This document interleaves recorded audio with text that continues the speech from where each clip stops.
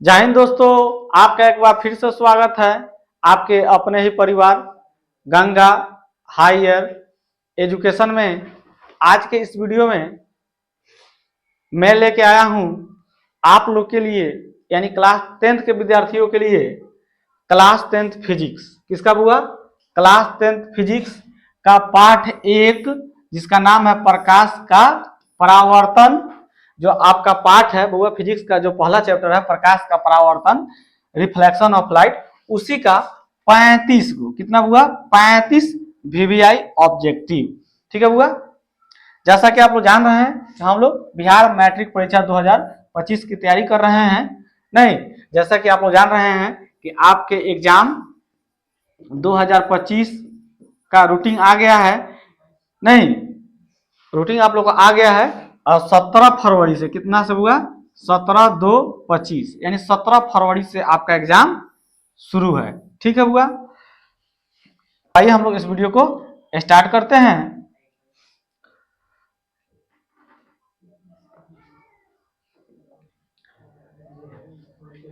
पहला क्वेश्चन है हुआ, हमारा पहला क्वेश्चन है समतल दर्पण द्वारा बना प्रतिबिंब सदा होता है, बताना है हुआ। समतल दर्पण द्वारा बना प्रतिबिंब सदा कैसा होता है आपको बताना है। वास्तविक होता है, आभासी और सीधा होता है, वास्तविक और सीधा है, आभासी और उल्टा है। तो आपको बताना है कि समतल दर्पण द्वारा बना प्रतिबिंब सदा कैसा होता है।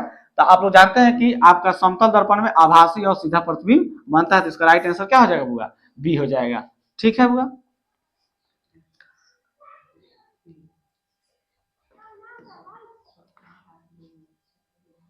दूसरा क्वेश्चन हुआ समतल दर्पण में किस प्रकार के प्रतिबिंब बनते हैं?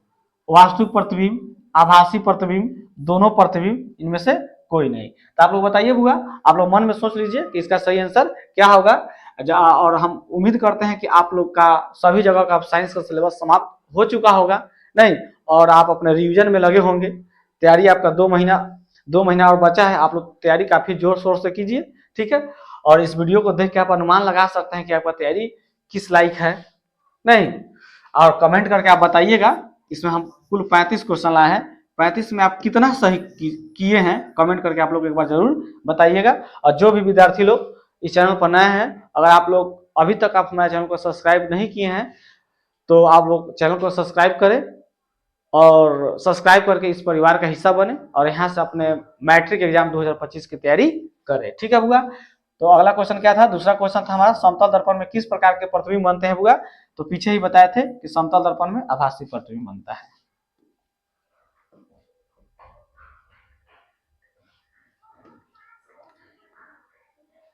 तीसरा क्वेश्चन है बुआ, प्रकाश एक रूप है, प्रकाश एक रूप है शक्ति का, ऊर्जा का, कार्य का, बल का। तो आप लोग जानते होंगे कि प्रकाश क्या हुआ? ऊर्जा का एक रूप है। तो राइट आंसर क्या हो जाएगा बुआ? बी हो जाएगा।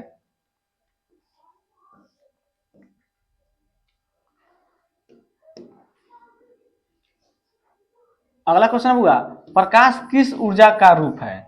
विकिरण ऊर्जा का, या एक बल है, ए और बी दोनों है, कोई नहीं है। तो आप जानते हैं कि प्रकाश क्या है? प्रकाश किस प्रकार का ऊर्जा है हुआ? तो प्रकाश एक प्रकार की विकिरण ऊर्जा होती है। ठीक है, तो ए हो जाएगा। अगला क्वेश्चन है हुआ, 5वां नंबर क्वेश्चन है हमारा, प्रकाश तरंगे किस प्रकार की तरंगे होती है?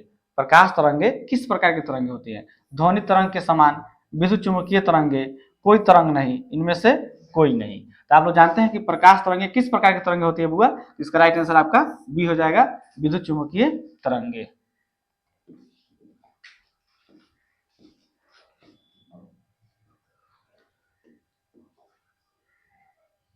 छठा क्वेश्चन है बुआ, प्रकाश तरंगों के गमन के लिए किस प्रकार के माध्यम की आवश्यकता होती है?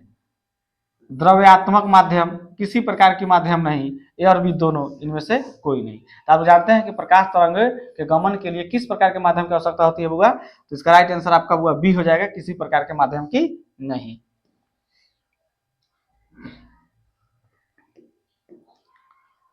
सातवां क्वेश्चन है बुआ, किरणों के समूह को क्या कहा जाता है? किरण पुंज, प्रकाश पुंज, ए और बी दोनों, इनमें से कोई नहीं। तो आप जानते हैं किरणों के समूह को हम किरण पुंज भी कहते हैं, प्रकाश पुंज भी कहते हैं, यानी इसका राइट आंसर आपका क्या हो जाएगा बुआ? इसका राइट आंसर आपका सी हो जाएगा। किरण पुंज कहिए चाहे प्रकाश पुंज कहिए, दोनों एक ही नाम है। ठीक है, तो इसलिए राइट आंसर हमारा ए और बी दोनों हो जाएगा। अगला क्वेश्चन है बुआ 8वां नंबर क्वेश्चन है, प्रकाश की किरणें गमन करती है सीधी रेखा में, तिरछी रेखा में, किसी भी दिशा में, इनमें से कोई नहीं। तो आप जानते हैं कि प्रकाश की किरणें सीधी रेखा में यानी सरल रेखा में गमन करती है।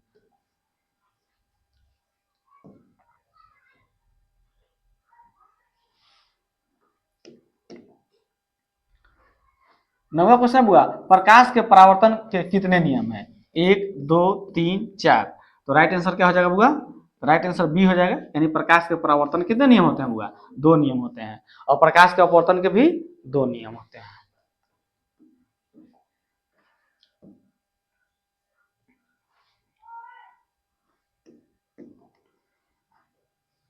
10वां क्वेश्चन हुआ, एफ बराबर आर बाई टू सत्य है केवल अवतल दर्पण में, उत्तल दर्पण में, ए और बी दोनों में, समतल दर्पण में। तो आप जानते हैं कि एफ बराबर आर बाई टू सत्य है ए और बी दोनों में, यानी अवतल दर्पण में भी समतल दर्पण में भी। तो राइट आंसर इसका सी हो जाएगा। इसका राइट आंसर आपका सी हो जाएगा। उत्तल दर्पण, अवतल दर्पण और उत्तल दर्पण दोनों के लिए तो राइट आंसर क्या हो जाएगा? सी हो जाएगा।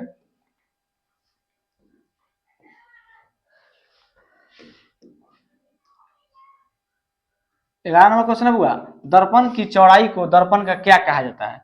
फोकस, द्वारक, ध्रुव, इनमें से कोई नहीं। तो आप लोग जानते होंगे यह बात कि दर्पण की चौड़ाई को हम लोग क्या कहते हैं? दर्पण की चौड़ाई को दर्पण का क्या कहा जाता है? द्वारक कहा जाता है। तो राइट आंसर बी हो जाएगा बुआ। अगला क्वेश्चन है बुआ, अवतल दर्पण में, एक मिनट बुआ, अवतल दर्पण में आभासी और सीधे प्रतिबिंब के लिए आवर्धन होता है ऋणात्मक, धनात्मक, ए और बी दोनों, इनमें से कोई नहीं। बताइए वो इसका राइट आंसर क्या होना चाहिए? मन में सोच लीजिए आप लोग। अवतल दर्पण में आभासी और सीधे प्रतिबिंब के लिए आवर्धन होता है, तो राइट आंसर आपका इसका बी हो जाएगा, धनात्मक।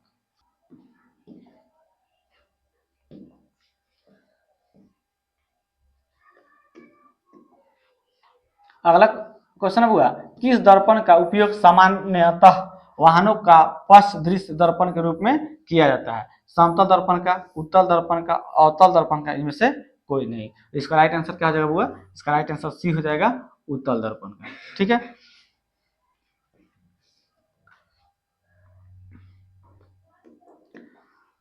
अगला क्वेश्चन हुआ, उत्तल दर्पण में किस प्रकार का प्रतिबिंब बनता है? वास्तविक, आभासी, वास्तविक तथा आभासी, इनमें से कोई नहीं। तो बताइए बुआ, उत्तल दर्पण में किस प्रकार का प्रतिबिंब बनता है? तो इसका राइट आंसर आपका बी हो जाएगा, उत्तल दर्पण में आभासी प्रतिबिंब बनता है।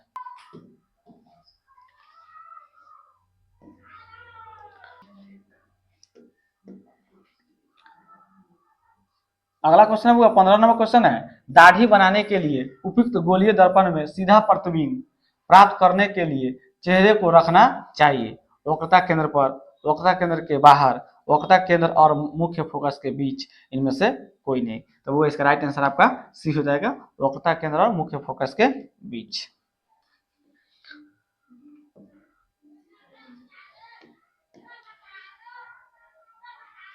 16 नंबर क्वेश्चन हुआ, वास्तविक प्रतिबिंब की प्रकृति कैसी होती है? आपको बताना है वास्तविक प्रतिबिंब की प्रकृति कैसी होती है। सीधा, उल्टा, सीधा और उल्टा दोनों, इनमें से कोई नहीं। तो वास्तविक प्रतिबिंब की प्रकृति कैसी होती है बुआ? इसका राइट आंसर आपका, इसका राइट आंसर बुआ आपका बी हो जाएगा, उल्टा।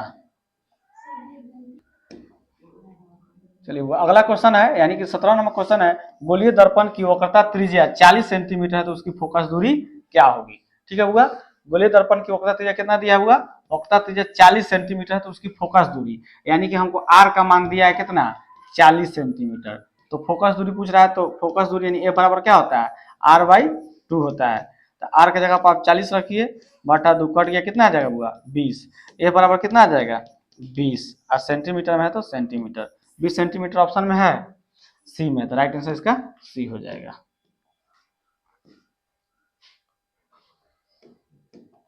18 नंबर क्वेश्चन हुआ, एक अवतल दर्पण में वस्तु की स्थिति ध्रुव और फोकस के बीच है तो उसका प्रतिबिंब होगा। ठीक है बुआ, उसका प्रतिबिंब कहाँ बनेगा? तो इसका राइट आंसर क्या होना चाहिए? वास्तविक और बड़ा, वास्तविक और छोटा, काल्पनिक और छोटा, काल्पनिक और बड़ा। तो इसका राइट आंसर आपका बुआ डी हो जाएगा, काल्पनिक और बड़ा बनता है।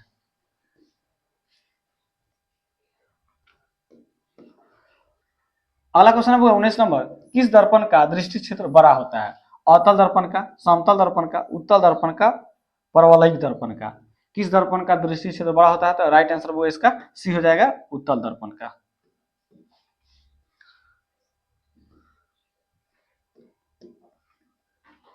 विश्वा नंबर क्वेश्चन है बुआ, गोलीय दर्पण की फोकस दूरी उसकी वक्रता त्रिज्या क्या होती है बुआ?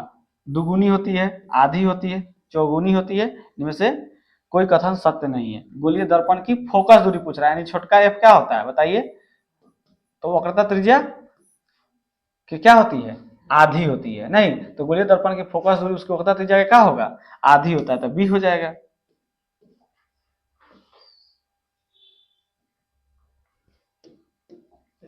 अगला क्वेश्चन है बुआ, यानी 21 नंबर क्वेश्चन है, निम्न में से किस दर्पण की फोकस दूरी धनात्मक होती है? समतल दर्पण की, उत्तल दर्पण की, अवतल दर्पण की, इनमें से सभी। किस दर्पण की फोकस दूरी धनात्मक होती है बुआ? तो उत्तल दर्पण की फोकस दूरी क्या होती है? धनात्मक, और अवतल दर्पण की फोकस दूरी ऋणात्मक होती है।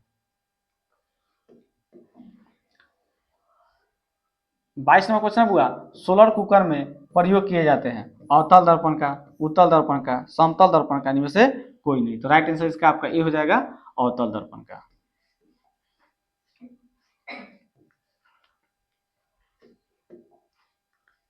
अगला क्वेश्चन है बुआ, यानी कि 23 नंबर क्वेश्चन है, रोगियों के नाक, कान, गले आदि की जांच के लिए डॉक्टर प्रयोग करते हैं अवतल दर्पण का, समतल दर्पण का, उत्तल दर्पण का, इनमें से कोई नहीं। तो राइट आंसर बुआ आपका ये हो जाएगा, अवतल दर्पण का।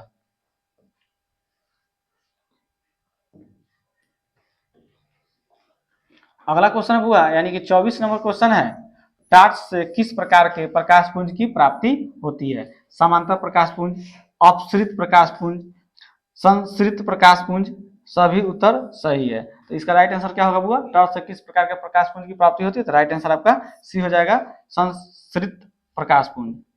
ठीक है, इसी का दूसरा नाम बताइए तो क्या होता है? 1 मिनट हुआ, बताइए तो इसी का दूसरा नाम। जैसे बुआ देखिए, टॉर्च हम बनाते हैं, ठीक है, एक टॉर्च है तो इसका प्रकाश ऐसे सीधा भी निकलता है, इस तरह से निकलेगा नहीं, तो एक बिंदु से फैल रहा है, तो अभिसारी में एक बिंदु पर आकर मिलता है, अपसारी में एक बिंदु से बाहर निकलता है। नहीं तो अपसारी, यह संसृत है प्रकाश पुंज कहिए, चाहे अपसारी किरण पुंज कहिए। क्या कहिए बुआ? अपसारी किरण पुंज। ठीक है, अपसारी किरण पुंज, ठीक है, इसी का नाम है। ठीक है बुआ, कंफ्यूज नहीं होइएगा।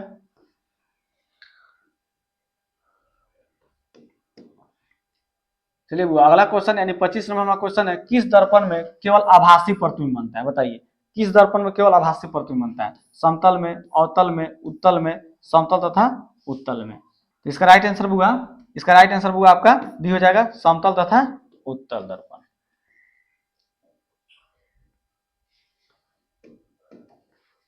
अगला क्वेश्चन है बुआ 26 नंबर, समतल दर्पण में प्रतिबिंब की प्रकृति क्या होती है? वास्तविक, वास्तविक तथा सीधा, वास्तविक तथा उल्टा, आभासी तथा बराबर। समतल दर्पण में तो राइट आंसर डी हो जाएगा बुआ, आभासी तथा बराबर।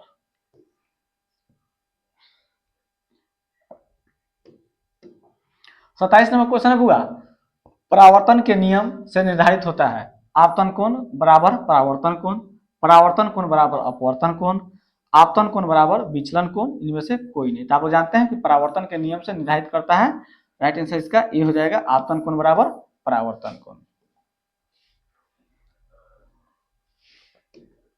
अगला क्वेश्चन है वो 28 नंबर, किस दर्पण को अपसारी दर्पण कहा जाता है? बताइए, किस दर्पण को अपसारी दर्पण कहा जाता है? अवतल दर्पण को, उत्तल दर्पण को, समतल दर्पण को, गोलीय दर्पण को। बताइए बुआ, इसका आंसर, राइट आंसर क्या होना चाहिए? मन में आप सोचिए, क्वेश्चन बहुत अच्छा है यह।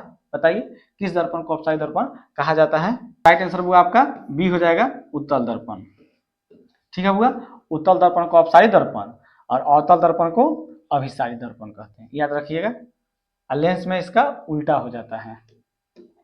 अगला क्वेश्चन है 29 नंबर क्वेश्चन है, किस दर्पण के सामने आप चाहे जितनी दूरी पर खड़े हो आपका प्रतिबिंब सीधा ही बनता है? समतल दर्पण है। किस दर्पण के सामने आप चाहे जितनी दूरी पर खड़े हो आपका प्रतिबिंब सीधा ही बनेगा? प्रतिबिंब हमेशा सीधा कहाँ बनता है? बताइए, किस दर्पण में? केवल समतल दर्पण में, केवल अवतल दर्पण में, केवल उत्तल दर्पण में, समतल या उत्तल दर्पण में। इसका राइट आंसर क्या होना चाहिए हुआ? इसका राइट आंसर आपका डी ही सही है, डी हो जाएगा, समतल और उत्तल दर्पण में। उत्तल दर्पण में भी हमेशा सीधा प्रतिबिंब बनता है और समतल दर्पण में भी हमेशा सीधा बनता है। नहीं तो यही ना पूछ रहा है, किस दर्पण के सामने आप चाहे जितनी भी दूरी पे खड़े हो, आपका प्रतिबिंब हमेशा क्या बने? सीधा बनता है। तो उत्तल दर्पण हमेशा सीधा प्रतिबिंब बनता है और समतल दर्पण भी हमेशा सीधा बनता है, तो इसलिए राइट आंसर क्या होना चाहिए? डी ही सही है। ठीक है, डी हो जाएगा। चलिए अगला क्वेश्चन है, 30 नंबर क्वेश्चन है बुआ। 30 नंबर क्वेश्चन है बुआ, उत्तल दर्पण द्वारा बना प्रतिबिंब होता है हमेशा सीधा, हमेशा उल्टा, सीधा भी और उल्टा भी, इनमें से सभी गलत है। तो आप जानते हैं कि उत्तल दर्पण हमेशा सीधा प्रतिबिंब बनाता है। राइट आंसर ए हो जाएगा।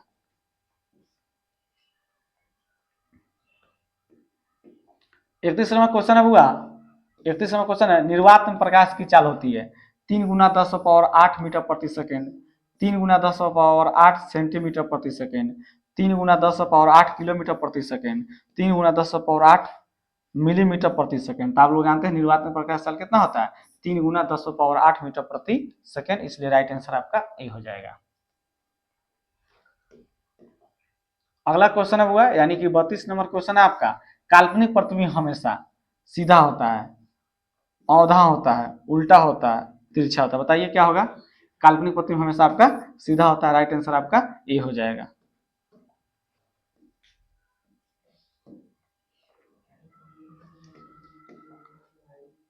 अगला क्वेश्चन है बुआ, यानी 33 नंबर क्वेश्चन है, किसी वस्तु को हम तभी देख पाते हैं जब वह वस्तु प्रकाश को अवशोषित करे, अपवर्तित करे, परावर्तित करे, परावर्तित या अपवर्तित करे। तो बोलिए राइट आंसर क्या होना चाहिए इसका? तो राइट आंसर आपका बी हो जाएगा, परावर्तित करे।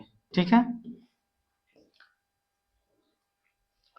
34 नंबर का क्वेश्चन है,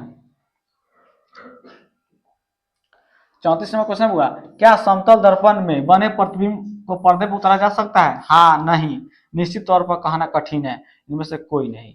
बोलिए बुआ इसका राइट आंसर क्या होना चाहिए? सोचिए, क्या समतल दर्पण में बने प्रतिबिंब को पर्दे पर उतारा जा सकता है? तो राइट आंसर बी हो जाएगा, नहीं।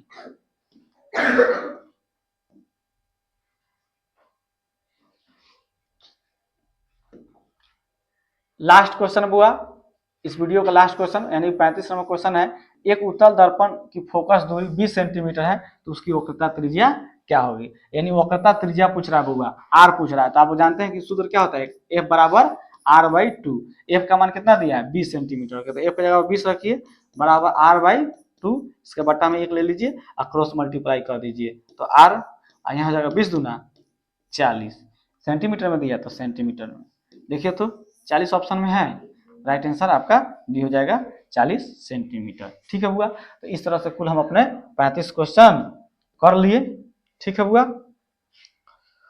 और जो भी विद्यार्थी लोग इस सेशन को देख रहे हैं, अगर अभी तक आप हमारे चैनल को सब्सक्राइब नहीं किए हैं तो प्लीज़ सब्सक्राइब दिस चैनल, इस चैनल को सब्सक्राइब करें और इस परिवार का आप हिस्सा बने और यहाँ से जुड़कर आप अपने एग्जाम की तैयारी अच्छे से करें।